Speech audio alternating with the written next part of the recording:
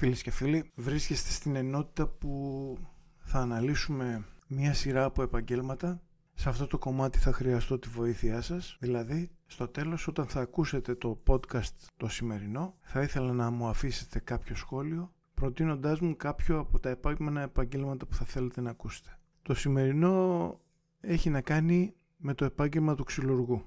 Έκατσα και ασχολήθηκα λίγο παραπάνω με αυτό το επάγγελμα και λέω λίγο παραπάνω γιατί προτίμησα να εμβαθύνω για να σας προσφέρω όσο μπορώ περισσότερες πληροφορίες για το θέμα αυτό, για το επάγγελμα αυτό, έτσι ώστε αν υπάρχει κάποιος που θέλει να ασχοληθεί με αυτό το επάγγελμα είτε σαν πρώτο είτε σαν δεύτερο, να του γίνει λίγο πιο εύκολος ο δρόμος προς τα εκεί. Πάμε λοιπόν να δούμε τι ακριβώς είναι ο ξυλουργός. Το επάγγελμα του ξυλουργού είναι ένα συναρπαστικό και απαιτητικό παράλληλα επάγγελμα, προσφέροντας πολλές ευκαιρίες για δημιουργικότητα και εξειδίκευση. Τα καθήκοντα του ξυλουργού είναι η κατασκευή και συρναμολόγηση ξύλινων αντικειμένων όπως έπιπλα, πόρτες, παράθυρα, δάπεδα και πολλά άλλα. Η συντήρηση και η επισκευή ξύλινων κατασκευών, ο σχεδιασμός και η προσαρμογή έργων σύμφωνα με τις ανάγκες του πελάτη, η εργασία με σχέδια και τεχνικές λεπτομέρειες και η χρήση εργαλείων χειρός και μηχανημάτων όπως πλάνες, ξυλότορνος, πριονοκορδέλα, φρέζα και πολλά άλλα. Αυτά, όπως είπα και πριν, είναι κάποια από τα καθήκοντα του ξυλουργού.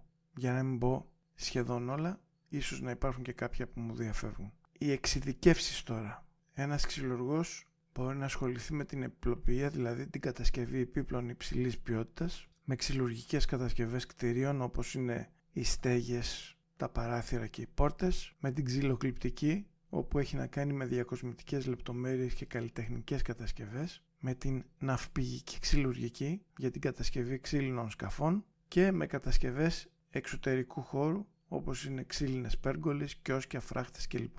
Και εδώ να τονίσω ότι ίσως να μου διαφεύγει κάποια από τις εξειδικεύσεις. Σαν τρίτο κομμάτι μετά από τις εξειδικεύσεις και τα καθήκοντα του ξυλουργού που διαβάσαμε πριν, πάμε στις δεξιότητες που χρειάζονται. Τεχνικές γνώσεις απαραίτητες, σχεδιασμός, γεωμετρία και μέτρηση, εξοικείωση με υλικά, δηλαδή διάφορα είδη ξύλου, συγκολλητικές ουσίες, βερνίκια, χειρισμός εργαλείων, πολύ βασικό, γνώση χρήσης και συντήρησης εργαλείων. Δεν είναι μόνο να έχουμε ένα εργαλείο και να το δουλεύουμε, πρέπει να ξέρουμε και να το συντηρούμε, γιατί αλλιώς θα το πληρώσουμε πάρα πολλές φορές. Δημιουργικότητα, σχεδίαση πρωτότυπων και μοναδικών κατασκευών, πάρα πολύ βασικό και αυτό, και επικοινωνιακές δεξιότητες, συνεργασία με πελάτες και φυσικά και με άλλους επαγγελματίες σε άλλα επαγγέλματα.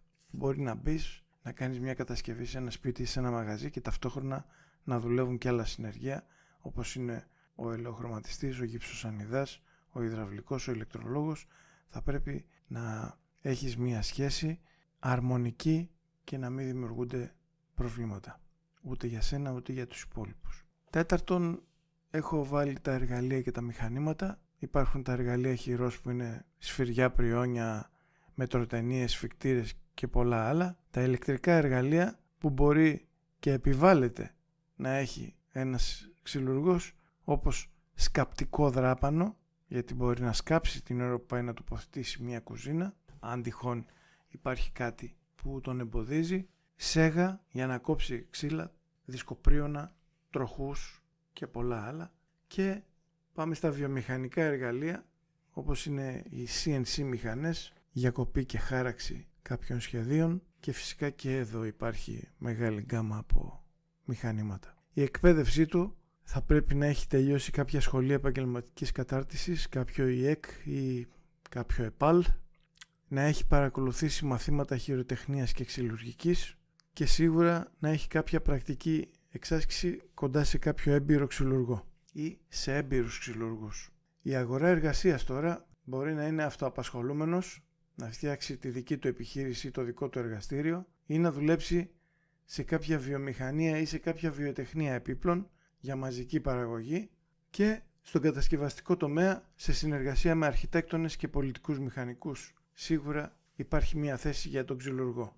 Τα πλεονεκτήματα και οι προκλήσεις τώρα. Είναι ένα δημιουργικό επάγγελμα ο ξυλουργός με προσωπική ικανοποίηση. Έχει πάρα πολλές ευκαιρίες για εξειδίκευση και μοναδικότητα. και σίγουρα έχει αυξημένη ζήτηση για χειροποίητες κατασκευές. Οι προκλήσεις από την άλλη, έχει φυσική καταπώνηση, υπάρχει κούραση σε αυτό το επάγγελμα, σίγουρα χρειάζεται να κάνει μια αρκετά σεβαστή επένδυση για εξοπλισμό και δεν ξεχνάμε και τον ανταγωνισμό που υπάρχει στην αγορά. Τώρα, επειδή με ενδιαφέρει πάρα πολύ αυτό το κομμάτι της εκπαίδευσης που είπα πριν, για να γίνεις ξυλουργός, η εκπαίδευση μπορεί να περιλαμβάνει τόσο την τυπική φοιτηση που κάνουν όλοι, όσο και την πρακτική εμπειρία. Εδώ πάλι έχω φτιάξει έναν οδηγό με κάποια βήματα, ας πούμε, που μπορεί να ακολουθήσει κάποιος, και το πρώτο πράγμα, ας πούμε, είναι η βασική εκπαίδευση, δηλαδή δευτεροβάθμια εκπαίδευση, έτσι. Είναι καλό να έχεις ολοκληρώσει το λύκειο, γενικό ή ενιαίο πολυκλαδικό. Στα ΕΠΑΛ υπάρχουν ειδικότητες που σχετίζονται με τη ξυλουργική, όπως είναι οι ξυλουργικές κατασκευές,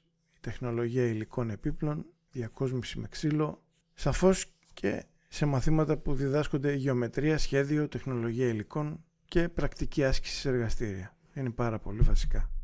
Η επαγγελματική κατάρτιση είναι από κάποιο ΙΕΚ. Υπάρχουν ειδικότητες στα ΙΕΚ όπως είναι ο τεχνικός ξυλουργικής και επίπλου. Διαρκούν συνήθως 2 χρόνια και περιλαμβάνουν θεωρητική και πρακτική εκπαίδευση. Μαθήματα που μπορεί να διδαχθεί σε κάποιο ΙΕΚ είναι τεχνολογία υλικών, κατασκευαστική ξυλουργική, χρήση μηχανημάτων και άλλα. Και να έχει και κάποια κατάρτιση καλό θα ήταν από κάποιο ΚΕΚ, κέντρα επαγγελματικής κατάρτισης, δηλαδή ταχύρυθμα σεμινάρια είναι αυτά που εστιάζουν σε συγκεκριμένες δεξιότητες, όπως είναι για παράδειγμα το CNC ή η ξυλογλυπτική. Η πρακτική άσκηση τώρα γίνεται με εργασία δίπλα σε έμπειρους ξυλουργούς για να μάθει κανείς την εφαρμογή των γνώσεων στην πράξη. Καλή η θεωρία, αλλά άμα δεν βάλουμε και την πράξη μέσα στο παιχνίδι, το ένα συμπληρώνει το άλλο. Πολλές φορές αυτή η πρακτική άσκηση προσφέρεται ως μέρος των ΙΕΚ ή και των ΕΠΑΛ.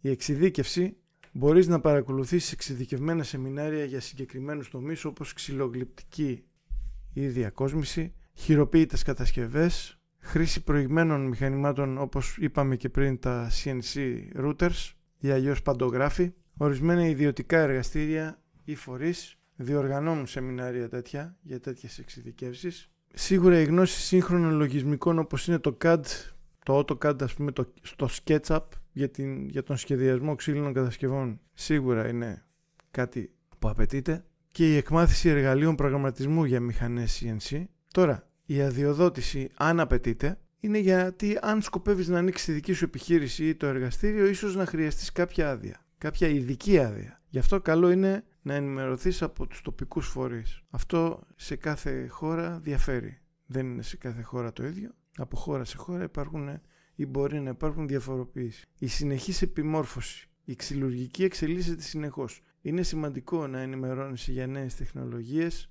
νέες τεχνικές, υλικά και για εργαλεία μέσω συνεδρίων, σεμιναρίων και διαδικτυακών πηγών. Η ξυλουργική απαιτεί μια σειρά από ειδικές ικανότητες και χαρακτηριστικά που είναι απαραίτητα για την επιτυχία σε αυτό το επάγγελμα. Τα πιο βασικά που έχω ξεχωρίσει είναι η χειρονακτική δεξιότητα, δηλαδή για να γίνει κάποιος ξυλουργός θα πρέπει να έχει την ικανότητα να χρησιμοποιεί εργαλεία χειρός και μηχανήματα με ακρίβεια. Η σταθερότητα και η λεπτότητα στις κινήσεις, ειδικά για εργασίες όπως είναι η ξυλογλυπτική διακόσμηση, είναι το α και το ω. Θα πρέπει να έχει μηχανική αντίληψη, κατανόηση των μηχανικών ιδιοτήτων του ξύλου, παραδείγματος χάρη πώς κόβεται ένα ξύλο, πώς τρυπιέται ή πώς λυγίζει χωρίς να καταστραφεί. Θα πρέπει να έχει καλή αντίληψη του χώρου για την κατασκευή αντικειμένων με ακρίβεια, γιατί αλλιώς θα έχει πάρα πολύ μεγάλη φύρα, ίσον με πάρα πολλά έξοδα. Θα πρέπει να είναι δημιουργικός, να έχει την ικανότητα να σχεδιάζει πρωτότυπα έργα και να προσαρμόζει τα σχέδια στις ανάγκες των πελατών του. Να είναι εφευρετικός στη χρήση υλικών και εργαλείων. Μπορεί να τύχει κάποια αναποδιά την ώρα της εργασίας, να μπορεί να έχει τη διαλλακτικότητα και τις εναλλακτικές λύσεις, να κάνει τη δουλειά του, να συνεχίσει τη δουλειά του με τα μικρότερα έξοδα και με τον μικρότερο δυνατό χρόνο. Θα πρέπει να είναι υπομονετικός και επίμονος. Οι εργασίες στην ξυλουργική απαιτούν χρόνο και λεπτομέρεια. Μια βιαστική προσέγγιση μπορεί να οδηγήσει σε λάθη. Λάθη τα οποία ισοδυναμούν είτε με την προσωπική ασφάλεια είτε με έξοδα. Επιμονή όταν χρειάζεται να διορθώσεις προβλήματα ή να τελειοποιήσεις κατασκευές. Δεν αρκεί μόνο να φτιάξουμε μια κατασκευή, θα πρέπει να την τελειοποιήσουμε και να την κάνουμε ξεχωριστή για να αρέσει στον πελάτη. Τεχνικές γνώσεις. Καλή κατανόηση της γεωμετρίας και των μαθηματικών για να μετρήσεις και να σχεδιάσεις. Ικανότητα να ξέρεις να διαβάζεις και να ερμηνεύεις τεχνικά σχέδια.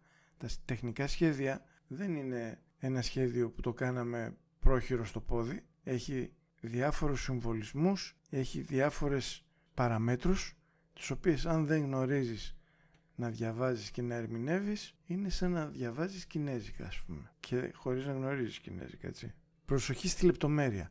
Ακρίβεια στις μετρήσεις και στη συρναμολόγηση, ώστε το τελικό προϊόν να είναι υψηλής ποιότητας. Η ικανότητα επίλυσης προβλημάτων. Θα πρέπει να είναι ο ξυλουργός έτοιμος για να αντιμετωπίσει προβλήματα που μπορεί να προκύψουν κατά τη διάρκεια της κατασκευής ή της επισκευής. Να είναι ευέλικτος στην έβρεση λύσεων όταν οι αρχικές μέθοδοι δεν λειτουργούν.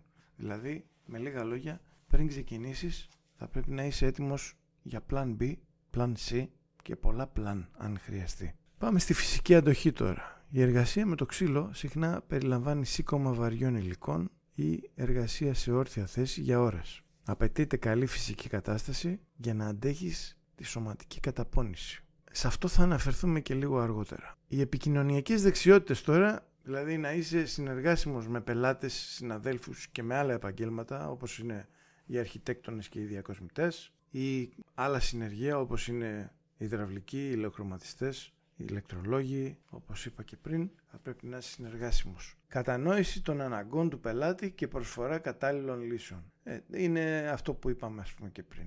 Πάρα πολύ βασικό η αγάπη για το ξύλο και τη δημιουργία. Ο ξυλουργός χαρακτηρίζεται από το πάθος για την τέχνη του ξύλου και την ικανοποίηση από την κατασκευή χρήσιμων και όμορφων αντικειμένων. Αν δεν το έχεις αυτό, δύσκολα στεριώσεις σε αυτό το επάγγελμα. Αν και πολλές από αυτές τις ικανότητες μπορούν να αναπτυχθούν με την εμπειρία, ρε παιδί μου, το πάθος και η προθυμία να μάθεις είναι τα πιο σημαντικά. Αν πιστεύεις ότι έχεις τις βάσεις, μπορείς να εξελιχθείς μέσα από την εκπαίδευση και την πρακτική. Τώρα, κάτι πάρα πολύ βασικό που πολλοί κόσμος δεν το λαμβάνει υπόψη του από την αρχή είναι τα μέτρα προστασίας που θα πρέπει να λάβει και το πόσες ώρες θα εργάζεται με παρονομαστή τις απολαβές, έτσι. Κανένας δεν δουλεύει τζάμπα. Τα μέτρα προστασίας λοιπόν, γιατί στην ξυλουργική είναι άκρως απαραίτητα και αυτό γιατί είναι επικίνδυνη η ξυλουργική αν δεν τηρούνται, είναι εξοπλισμός ατομικής προστασίας, γυαλιά ασφαλείας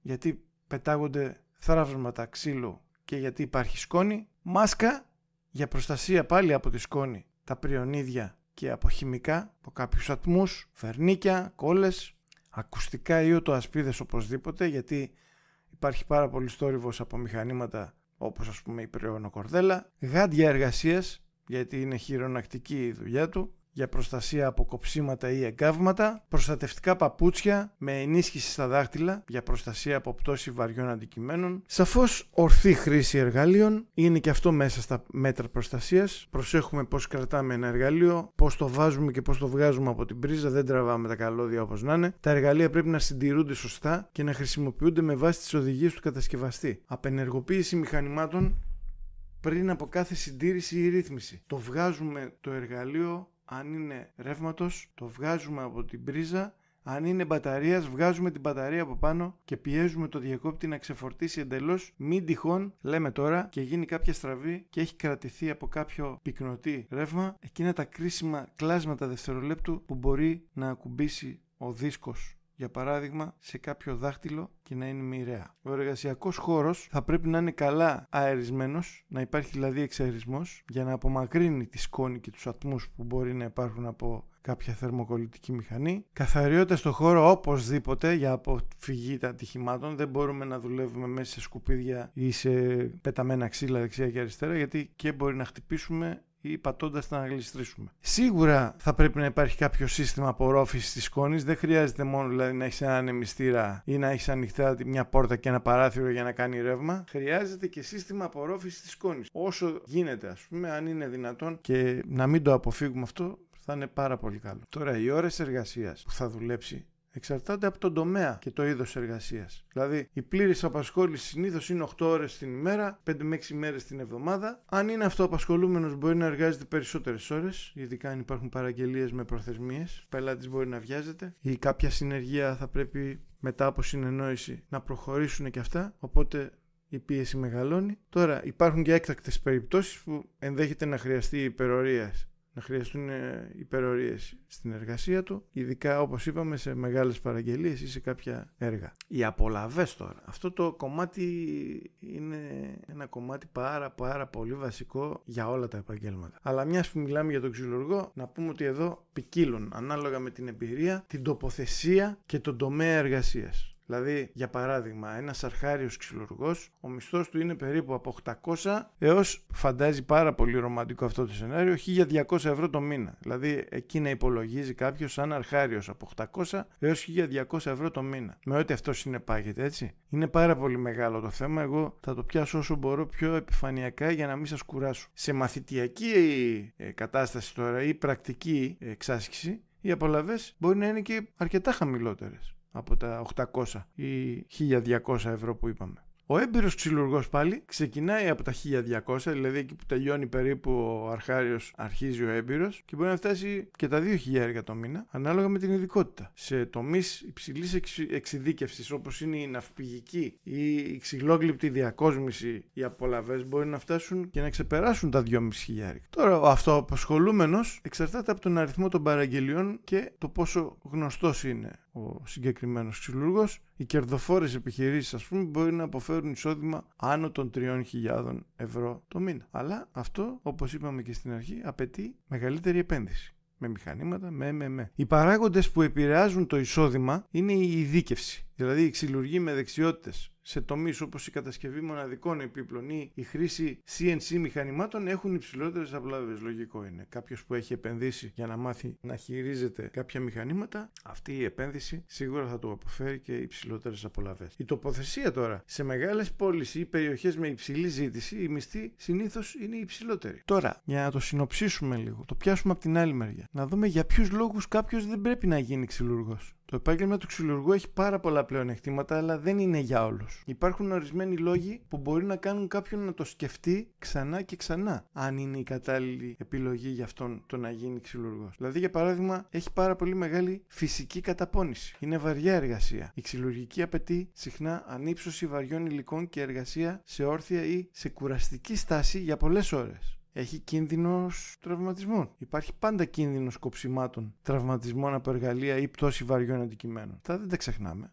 Εκτίθεται σε επικίνδυνες ουσίες. Έχει σκόνη. Η εισπνοή σκόνης του ξύλου μπορεί να προκαλέσει πολύ σοβαρά αναπνευστικά προβλήματα ή και αλλεργίες. Είναι εκτεθειμένο σε χημικά. Έχει να κάνει με βερνίκια, με κόλλες και άλλες χημικές ουσίες που μπορεί να είναι επιβλαβείς χωρίς, όπως είπαμε πριν, την κατάλληλη προστασία και τον κατάλληλο εξαιρισμό. Υπάρχουν χρονικές πιέσεις. Αυτό το επάγγελμα έχει αυξημένα επίπεδα στρες. Συχνά οι ξυλουργοί δουλεύουν με προθεσμίες, κάτι που μπορεί να δημιουργήσει στρες, ειδικά αν υπάρχουν πάρα πολλές παραγγελίες. Σαφώς και υπάρχουν υπερορίες ή εργασία το Σαββατοκύριακο που μπορεί να είναι απαραίτητες, κυρίως για αυτούς που έχουν δικό τους επάγγελμα, το επάγγελμα του ξυλουργού. Δηλαδή είναι αυτοαπασχολούμενοι. Απαιτείται υψηλή επένδυση σε χρήμα. Δηλαδή, ο εξοπλισμός και τα εργαλεία είναι ακριβά. Η αγορά και η συντήρηση μηχανημάτων, όπως είναι οι πριονοκορδέλες ή τα CNC, είναι μια πάρα πολύ σημαντική επένδυση. Η ίδρυση ενός εργαστηρίου απαιτεί κεφάλαιο, γιατί χρειάζεται εξοπλισμό, υλικά και σαφώς και διαφήμιση. Και η διαφήμιση είναι μέσα στα έξοδα που θα πρέπει να επενδύσει. Αυτό το επάγγελμα έχει πάρα πολύ μεγάλη απέτηση υψηλής συγκέντρωσης. Η ακρίβεια είναι κρίσιμη στην ξυλουργική. Ένα μικρό λάθος μπορεί να καταστρέψει ολόκληρη την κατασκευή ή να κοστίσει χρόνο και σαφώς και χρήματα. Η συνεχής προσοχή στις λεπτομέρειες μπορεί να είναι κουραστική, ειδικά για όσους δεν έχουν υπομονή. Άμα είσαι αυτοαπασχολούμενος, μπορεί να έχεις αστάθεια στο εισόδημά σου. Μπορεί να είναι δύσκολο να εξασφαλίσεις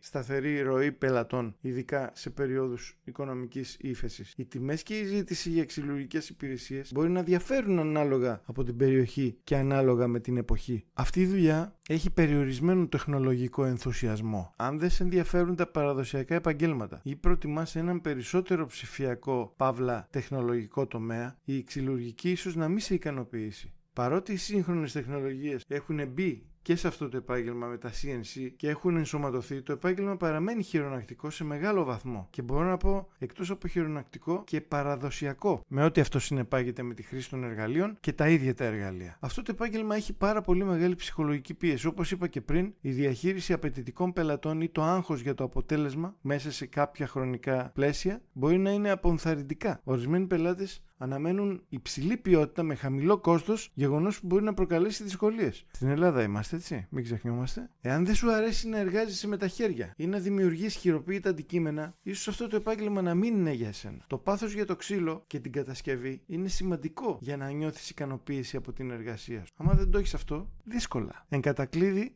το συμπέρασμα που προκύπτει από όλο αυτό είναι ότι το επάγγελμα του ξυλουργού είναι κατάλληλο για άτομα που αγαπούν τη δημιουργία, έχουν υπομονή, δεξιότητες στη χρήση εργαλείων και απολαμβάνουν να δουλεύουν με τα χέρια του. Αν κάποιοι από τους παραπάνω λόγους αποτελούν εμπόδιο για εσένα, ίσως θα πρέπει να το ξαναδείς και να κοιτάξεις κάποια άλλη κατεύθυνση. Ευχαριστώ πάρα πολύ που έμεινες μέχρι το τέλος του podcast. Γράψε μου κάτω στα σχόλια αν τυχόν υπάρχουν ερωτήσεις που δεν σε κάλυψα με όλα αυτά που σου είπα. Και αν θα ήθελες να ακούσεις για κάποιο άλλο επάγγελμα, γράψτε μου για να δούμε πώς θα παίξουμε. Ευχαριστώ πάρα πολύ. Γεια χαρά.